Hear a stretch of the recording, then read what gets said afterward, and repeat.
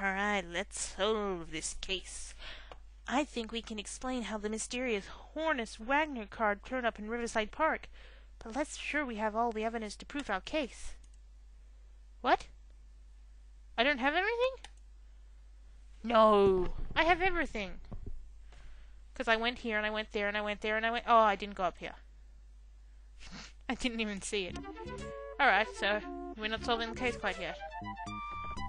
Why do I have a feeling that, that's Nicola Hamble, and Nicola Hamble's gonna tell me that Mark photocopied something on some really old cardboard?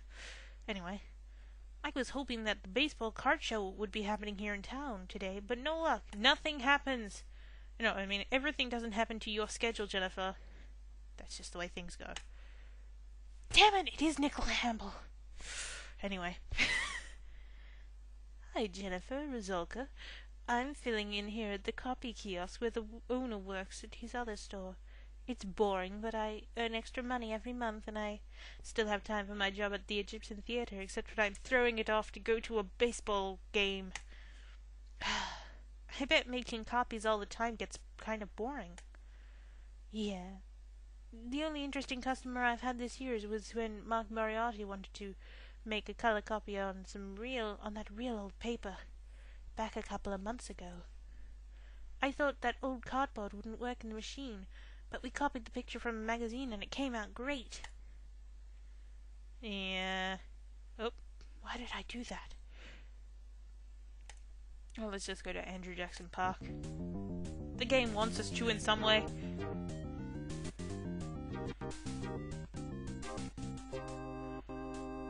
The game wants us to all become fans of Andrew Jackson. Are you a fan of Andrew Jackson? Are you? Jackson. Oops. Anyway, let's solve. Michael and Christopher Gallen are sitting at home. No, they're not. They're outside, where we are. Waiting to hear about that baseball card. Pick the 5 clues that will explain the mystery. Like that's gonna be a clue. Michael and Christopher Gallen's dog is named Cassie. No. That one.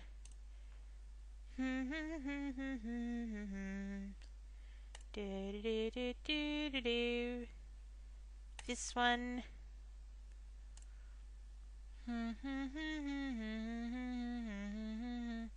That one. That one. That one. Now that we've found the right clues, point out the person you think is behind the buried baseball card. If it's real, select Hornus Wagner himself. It's not real Mark Moriarty. Ha ha! You figured it out. Mark Moriarty created the counterfeit card. Let's check the evidence. Mark and Christopher Gallen and their dog Cassie found an old tin box.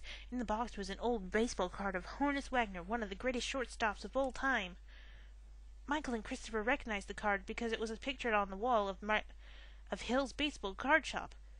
They knew that if it was real, the card was worth thousands of dollars, if not millions. But if it is real, Andy Hill said there were less than 50 of these cards left in the world.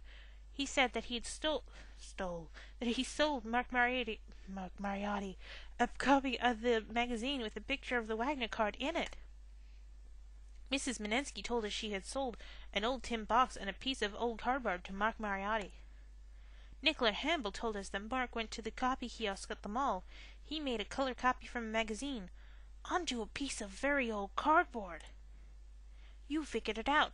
Mark Moriarty created the fake Hornus Wagner card and buried it in the park. He planned to let it age in the ground for a few months. Then Mark planned to go to the park one day and discover the long-lost Hornus Wagner card. He figured that if the card was in bad condition, people would be less suspicious than if it looked brand new, and that it would still be worth thousands of dollars, if not millions. Unfortunately for Mark, Cassie, the Gallen's dog, decided she wanted to collect baseball cards too. She dug up Mark's treasure before he was ready to come get it. You know, I think Jake's in love with Nancy there. He was just looking at her so lovingly. Or he was looking at Jennifer so lovingly. Ah, bad mental images. Bad mental images. Anyway, look. Mark's baseball card scan made the front of the Courier. He had no idea that if he could go to jail for selling a fake baseball card. Lucky for him, Resulka solved the mystery before he broke the law and got into trouble. Only we know the real story behind this article. What? I thought everyone knew the story because we've got it in the... But anyway. But it deserves a place of honor in the scrapbook because Resulka did such a great job on an important case. We always do a great job. Electric Eel's Light City. That would never really work, but anyway. Baseball card found a counterfeit foil. Counterfeiters? It was one guy. Counterfeiter. Foiled. A major counterfeit baseball card scam was uncovered today by Resulka of the Eagle Eye Detective Agency. Thanks to clever detective work by Resulka, the plan was discovered before the counterfeiter had a chance to fool any local baseball fans, said the chief. Brothers Michael and Christopher Gallen found what appeared to be a 1910 baseball card of Hall of Famer Honus Wagner. If it had been real, experts estimated the battered card would have sold for over $50,000. Chief Barnes exclaimed. I thought they said...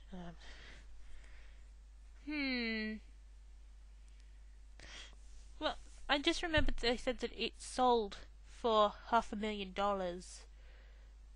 That's not $500,000.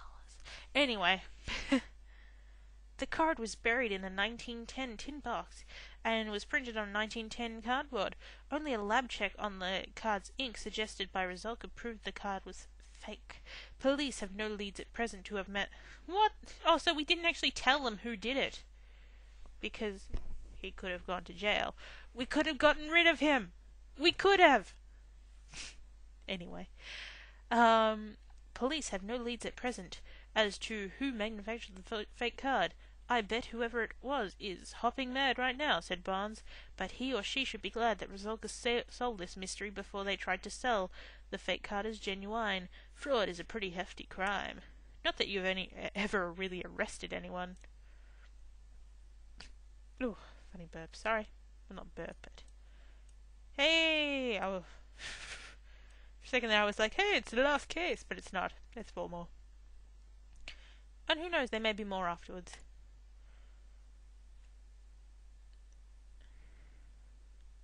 Oh, and, I'll say that after we get through this anyway. Maybe in the next video, because that's probably the time we get to it. But anyway, hey, phone. Eagle Eye Detective Agency, Jennifer here. Jennifer, can you and Resulka come down to Taylor Park? Something's fishy going on at the annual dog fancier show here. I remember this one. Fishy? What would a fish be doing at a dog show? We don't have time to be making jokes. Something's really going on down here. Sorry, Nancy. What makes you think something's gone wrong? The top dogs at the show have been acting very strangely. I think someone's tampering with the contest. We'll be right there. Come on, Resulka, let's go. Yeah, so I was just going to quickly say, like, I know I said that there was a special case coming up. I haven't had time to work on it because I've been, like, really super busy at work, and I'm probably going to remain super busy at work until I go away in less than a month now. So, I probably will start doing Eagle Eyes Mysteries in London once we've finished Eagle Eyes Mysteries. So the special case may come sometime during that rather than in between like I originally planned. But, you know, these things do happen. But let's go down to the park now and see what's going on.